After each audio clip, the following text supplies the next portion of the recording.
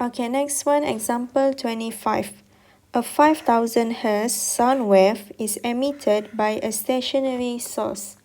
This sound wave reflects from an object moving 3.5 meter towards the source. What is the frequency of the wave reflected by the moving object as detected by a detector at rest near the source? Okay, let's draw the situation here. Okay, so let's say this is the source. So ni adalah kita punya source. Okay, so this is the source. And then here is the object. Okay, so this source is stationary, meaning that the Vs here is equal to 0. And then this object here, so kita anggap ni adalah sebagai observer. So this object is moving with 3.5 meter per second. So it is moving with a speed of 3.5 meter per second. So the source here has a frequency of 5000 Hz. So this one here, frequency dia adalah 5000 Hz. And then the source here emitted a sound wave. So dia emit a sound wave. And then apabila dia sampai dekat objek ni, the sound wave reflects back. So it reflects from the object that is moving towards the source. So it is moving towards the source. So kita akan ada sound wave going towards the observer, and then dia akan reflect semula. Okay, so apabila dia reflect semula,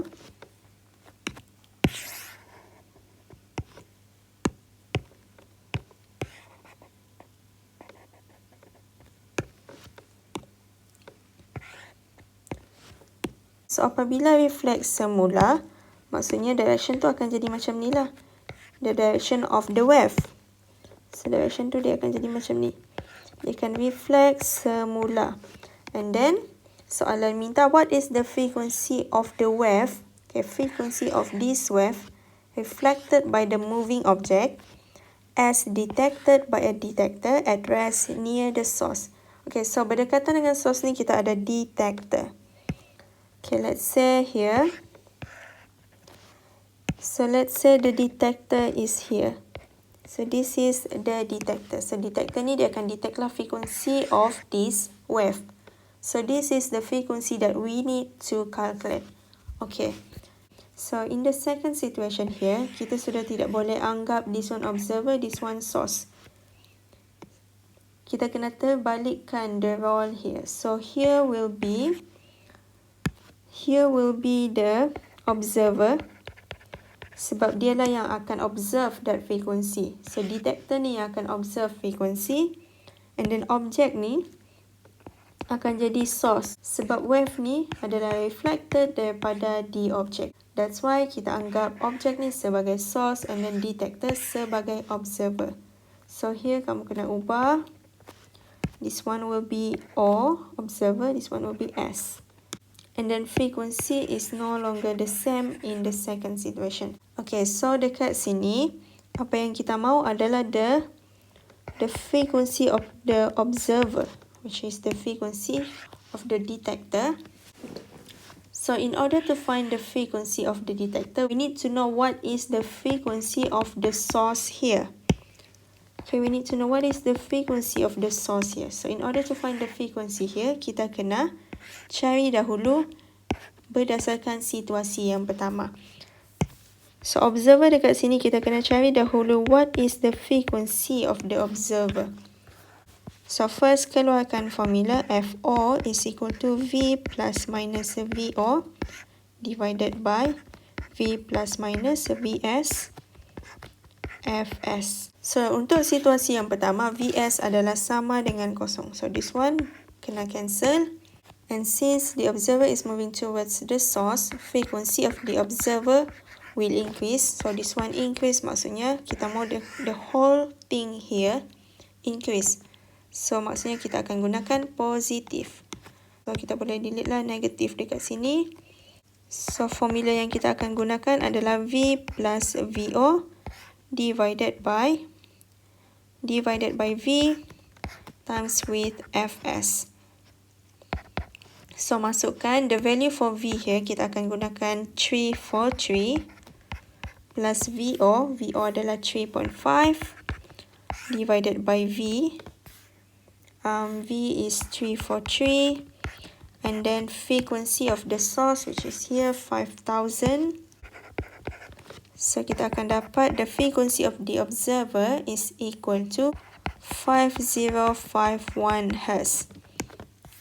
So sekarang ni frequency of the observer here is 5051 Hz.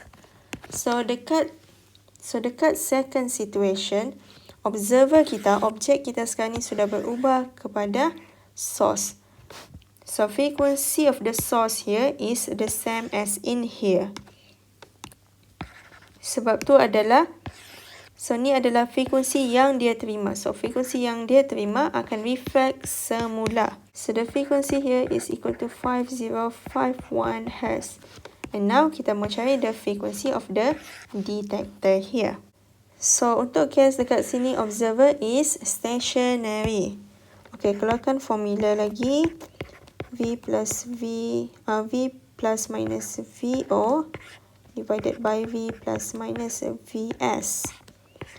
Fs. So since VO adalah sama dengan kosong, so this one lah kita akan cancelkan. And then since the source is moving towards the observer, maksudnya F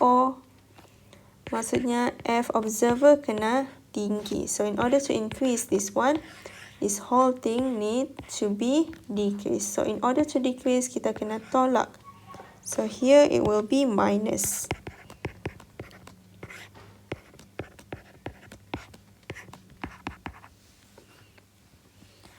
And then you just masukkanlah that value 343 divided by 343 minus 3.5.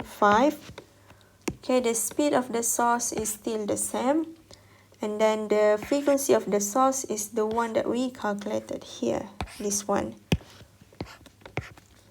5051 FO is equal to 5103 Hz.